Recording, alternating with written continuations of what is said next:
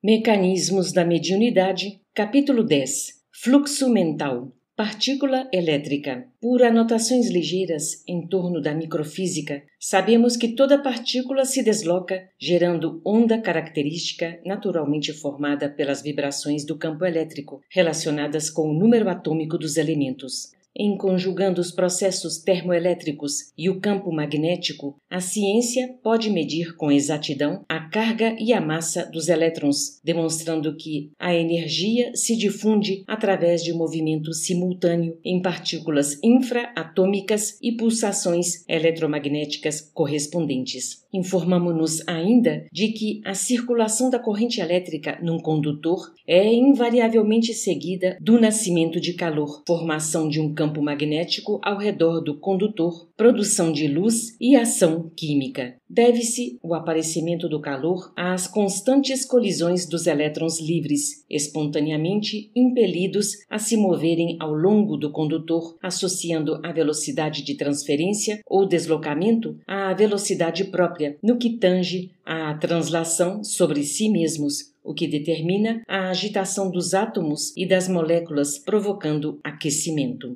A constituição de um campo magnético ao redor do condutor é induzida pelo movimento das correntes corpusculares a criarem forças ondulatórias de imanização. A produção de luz decorre da corrente elétrica do condutor e a ação química resulta de circulação da corrente elétrica através de determinadas soluções. Partícula mental. Em identidade de circunstâncias, apesar da diversidade dos processos, toda partícula da corrente mental, nascida das emoções e desejos recônditos do espírito, através dos fenômenos íntimos e profundos da consciência, cuja estrutura ainda não conseguimos abordar, se desloca, produzindo irradiações eletromagnéticas, cuja frequência varia conforme os estados mentais do emissor, qual acontece na chama, cujos fótons arremessados em todas as direções são constituídos por grânulos de força, cujo poder se revela mais ou menos intenso segundo a frequência da onda em que se expressam. Corrente mental subhumana.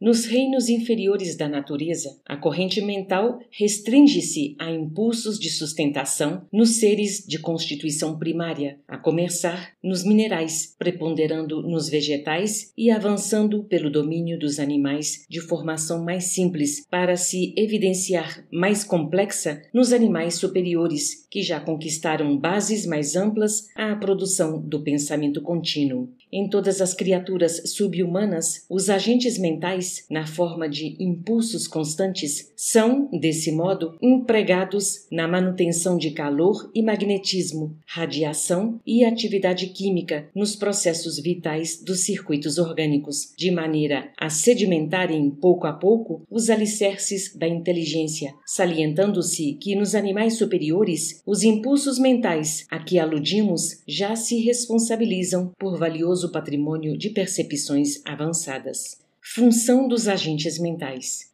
Por intermédio dos agentes mentais ou ondas eletromagnéticas incessantes, temos os fenômenos elétricos da transmissão sináptica ou transmissão do impulso nervoso de um neurônio a outro. Fenômenos esses que podem ser largamente analisados nos gânglios simpáticos, quais o oftálmico, o estrelado, o cervical superior, o mesentérico inferior, os lombares, na medula espinhal, após a excitação das fibras aferentes nos núcleos motores dos nervos óculo-motor comum e motores espinhais. Podemos ainda verificar essa ocorrência nos neurônios motores espinhais, valendo-nos de eletródios intracelulares, inibindo, controlando, libertando ou distribuindo a força nervosa ou potenciais eletromagnéticos acumulados pelos impulsos mentais nas províncias celulares, surpreendemos a coordenação dos estímulos diversos, mantenedores do equilíbrio orgânico, através da ação conduzida dos vários mediadores químicos de que as células se fazem os fabricantes e distribuidores essenciais.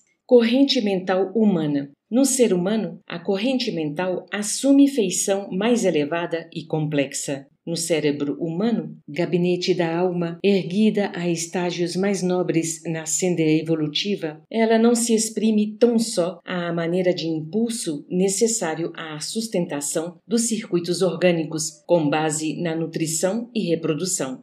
É pensamento contínuo, fluxo energético incessante, revestido de poder criador inimaginável. Nasce das profundezas da mente, em circunstâncias por agora inacessíveis ao nosso conhecimento, porque, em verdade, a criatura, pensando, cria sobre a criação ou pensamento concreto do Criador. E, após nascida, ei-la a corrente mental que se espraia sobre o cosmos celular em que se manifesta, mantendo a fábrica admirável das unidades orgânicas através da inervação visceral e da inervação somática, a se constituírem pelo arco reflexo espinhal, bem como pelos centros e vias de coordenação superiores. E assim percorre o arco reflexo visceral vibrando. 1. Nas fibras aferentes, cuja tessitura celular permanece nos gânglios das raízes dorsais e dos nervos cranianos correspondentes. 2. Nas fibras conectoras mielínicas, que se originam na coluna intermédio-lateral. E 3. Nas fibras motoras originadas nos neurônios ganglionares e que terminam nos efetores ou fibras pós-ganglionares. Acima do nível espinhal,